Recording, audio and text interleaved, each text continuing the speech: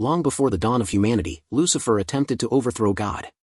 But he was cast out of heaven with such force that he flew across the galaxy, through the surface of the earth and right into the deepest, darkest depths of hell, wherein he was shortly after confronted by Archangel Michael, who chains him at the neck to a large rock and uses his sword as the final piece to seal his entrapment.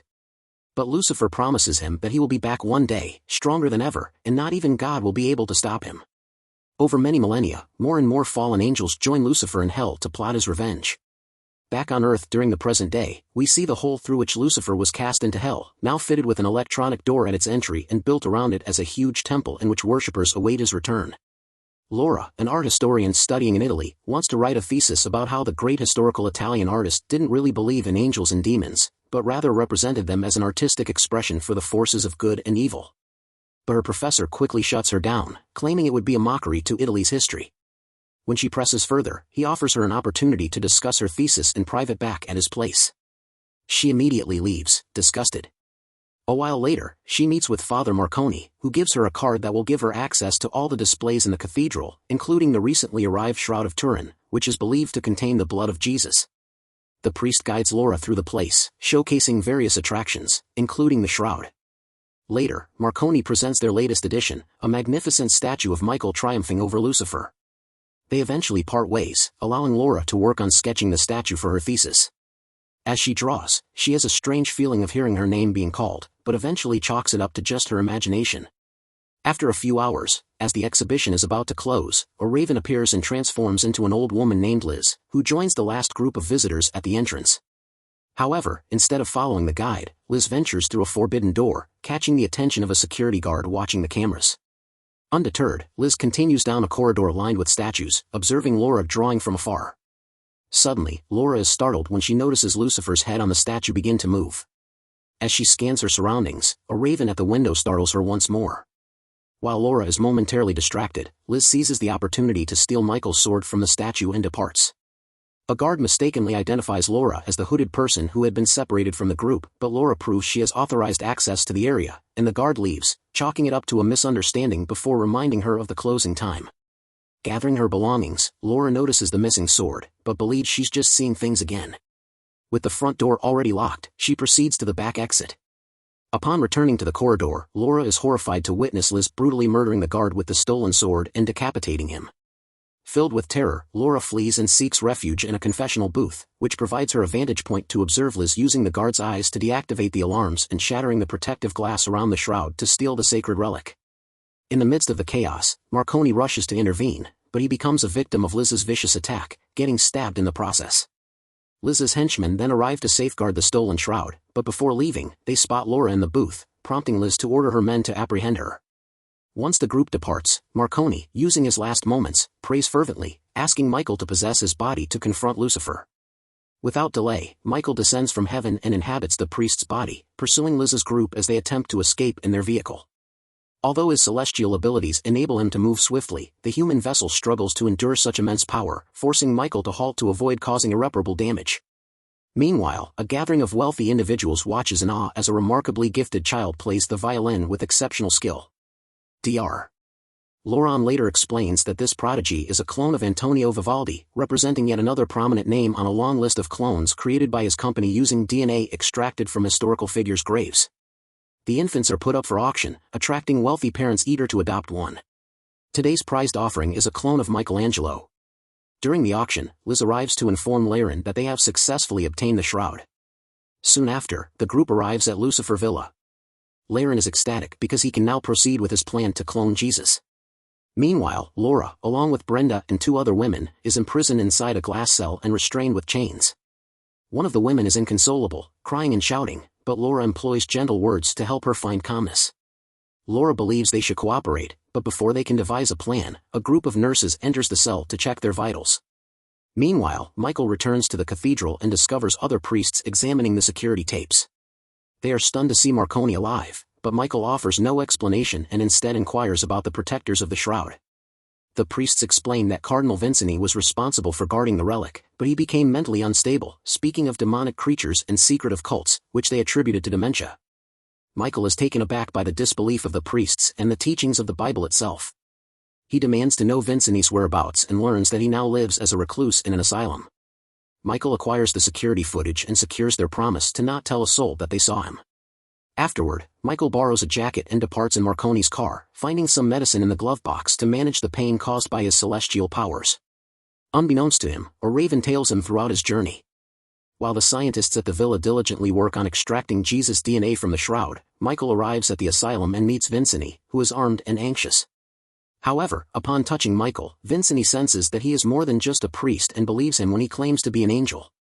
Vincent is familiar with the old woman named Liz, and proceeds to show Michael the villa constructed around the hellish portal, explaining that this asylum was established as a lookout point. According to the scriptures, Lucifer is prophesied to return one day, and to achieve this, he requires two ancient beasts with connections to both realms. One of them is the woman, evidently referring to Liz, and the other is known as the beast of the ground. Over the years, Lucifer's followers brought him children to possess, but those mortal bodies were inadequate to contain his power. This is why they stole the shroud. Their plan is to clone Jesus, as he possesses the only body strong enough for Lucifer to inhabit. Michael is disgusted by this revelation and vows to stop their sinister plot. In response, Vincent drives Michael to the base of the villa mountain. Michael's presence in the vicinity causes his sword to react, granting Lucifer the means to pull on the chain, finally releasing himself from his imprisonment. Within the villa, the captive women strive to find a way to break free from their chains while engaging in conversation about their personal lives, wherein Laura reveals the heartache of losing her husband and child to a drunk driver.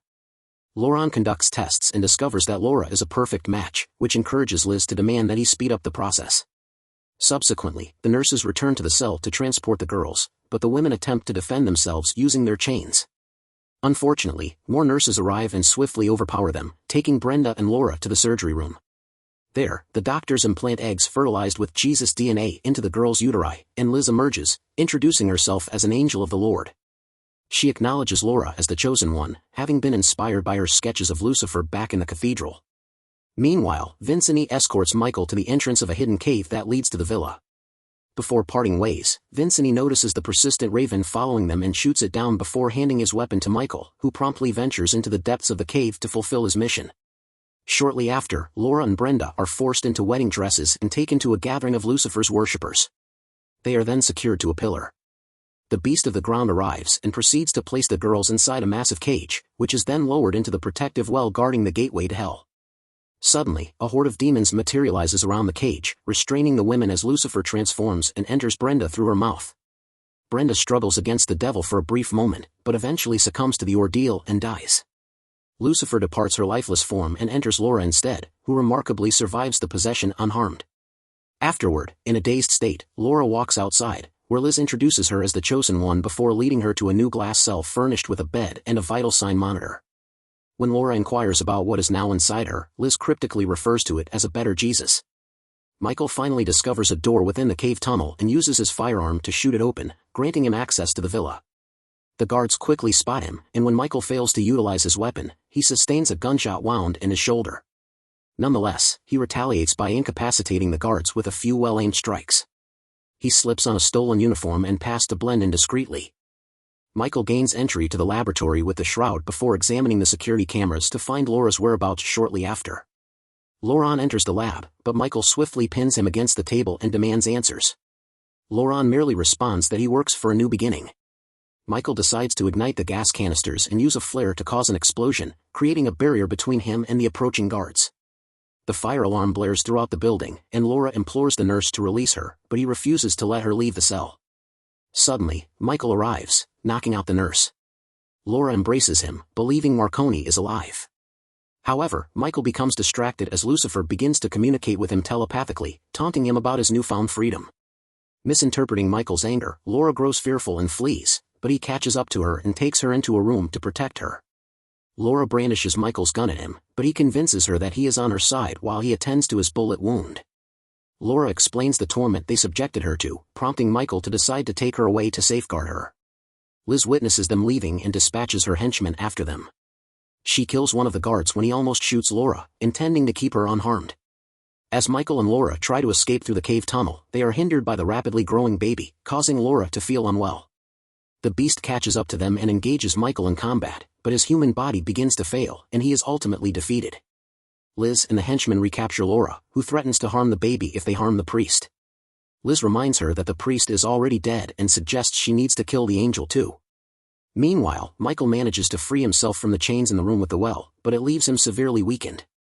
He makes his way to the well and jumps into it just as the beast approaches. In hell, Michael fends off a demon attack but realizes his sword is missing. More demons arrive and use Lucifer's sword to imprison Michael, just as Lucifer had done to him years ago.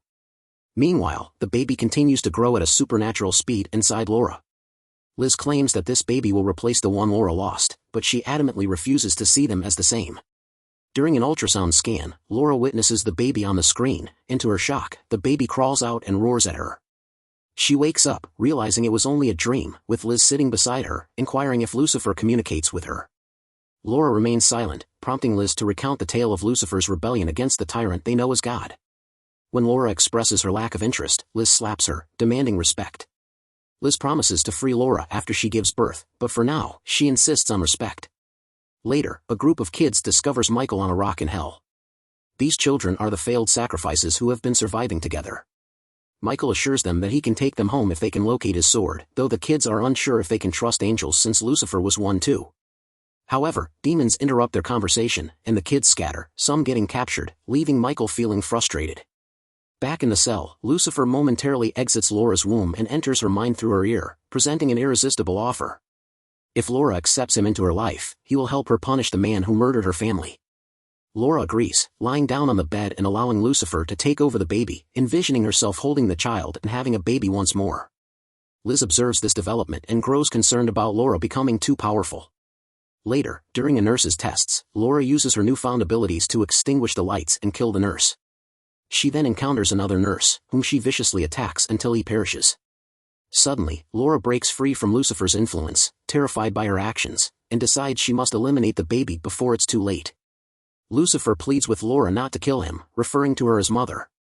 Disregarding his voice, Laura dashes into a closet with guards in pursuit.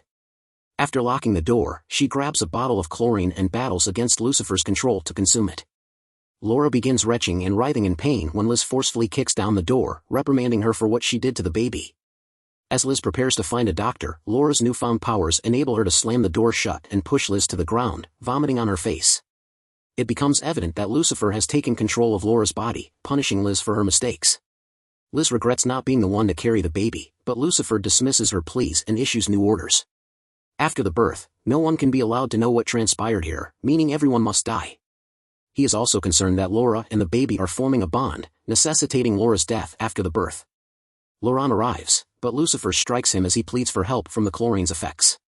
Subsequently, Laura's body is placed inside a healing pod, during which Lucifer temporarily departs her body and enters a demon in hell to taunt Michael, mocking his failure. The kids observe this exchange from the shadows, considering it evidence that Michael is actually on their side. After Lucifer leaves, Michael finally comprehends why God is permitting these events, and the kids come to his rescue. Though they cannot remove the demon sword from the chains, they find Michael's own sword. However, before they can give it to him, a group of demons approaches and offers freedom to the kids. For a moment, they hesitate but remember what they've learned and decide to hand the sword to Michael, who temporarily regains his old form and eliminates the demons. Promising to return for the kids, Michael returns to Earth in Marconi's body, retrieves the shroud, and returns to the main building. He knocks down a guard, acquires a weapon, and checks on Laura, only to have Lucifer's voice respond.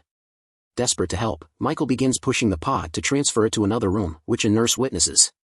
After securing the door, Michael opens the pot and attempts to explain to Laura that the baby isn't what she thinks, but Lucifer forces him away with a mighty roar. Lucifer manipulates Laura's body to stand above Michael and announces that her water has broken before releasing the liquid on the angel, causing severe burns. Michael attempts to flee, but Lucifer grabs him and positions him on Laura's lap, demanding to be worshipped. When Michael refuses, Lucifer uses Laura's fingers to stab his neck, but Michael remains steadfast and shares the revelation he reached. God is permitting these events because if Lucifer enters Jesus' holy body, Jesus will control and seal him forever. Enraged, Lucifer throws a tantrum, inadvertently knocking out Michael. When Liz arrives with the guards, Lucifer asks her to kill the baby. However, Liz assumes Laura is talking and orders the guards to take her to the altar. On top of the well to hell, Laura gives birth to the baby, and Liz immediately takes him away. Left alone atop the well, the beast opens the lid, causing Laura to fall before joining the others outside.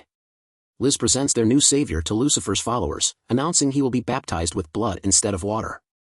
The beast proceeds to slaughter every follower, doctor, and guard. Laron is shocked but relieved to be spared. However, after he kisses the baby's head, the beast kills him as well. Meanwhile, Michael regains consciousness, breaks the window with his weapon, and escapes the room. He enters the well room, finding Laura hanging on the edge, and helps her up before they join forces to confront their enemy. Liz is about to leave with the baby in a car, but Laura attacks her, demanding the child. Liz pleads for no harm to Lucifer, and Michael explains that the baby is not Lucifer. Instead, God chose Laura, and she has given birth to what will become Lucifer's eternal prison. Laura takes the car and departs to find Vincent, while Michael stays to fight since the gates to hell are now open, and demons will try to escape. Michael hurries to the well and closes it before being confronted by the beast, who hurls him aside to begin reopening the well. Michael discovers the explosives Liz left behind to erase evidence and activates them, causing an explosion that destroys the facility and conceals the hole beneath the debris. Sometime later, Vincent takes Laura and the baby to the cathedral, returning the shroud. Michael returns to hell to fulfill his promise and free all the kids. Years pass, and Laura resides with Vincent in the asylum to protect the now healthy and grown child. One day, Liz secretly observes the family in the forest and calls for Lucifer. However, when Lucifer attempts to escape, the child absorbs him back into his body, keeping him sealed.